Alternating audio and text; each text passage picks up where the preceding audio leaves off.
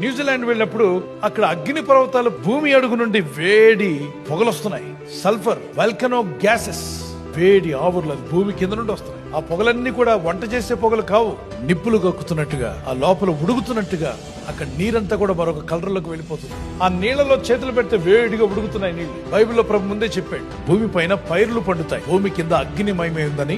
యోబు గ్రంథం 28:4-5 వచనాల్లో, యెషయా గ్రంథం 66:24 వచనంలో, ప్రకటన గ్రంథం 21:15 వచనంలో, జీవ గ్రంథంలో ఎవని పేరైతే రాయబడి ఉండదో అట్టి వారిని అగ్ని గంధకములతో మండుచున్న గుండంలో పడవేయబడు.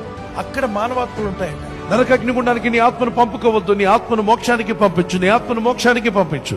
నీ ఆస్తిపాస్తులతో పరలోకానికి వెళ్ళలేవు, పేరు ప్రఖ్యాతులతో వెళ్ళలేవు, అందచందాలతో వెళ్ళలేవు. మరి ఎవరు తీసుకెళ్తారు? ఒకే ఒక్కడు తీసుకెళ్లగలడు, పాపం లేనివాడు. ఎవరైనా యేసుక్రీస్తు ప్రభు ఏం చేశాడు నీ కొరకు? ఆయన మరణ శిక్షణ పొందాడు నీ కొరకు. ఆయన ఒక్కడే నిన్ను పరలోక మార్గాన్ని తీసుకుని వెళ్ళగలడు.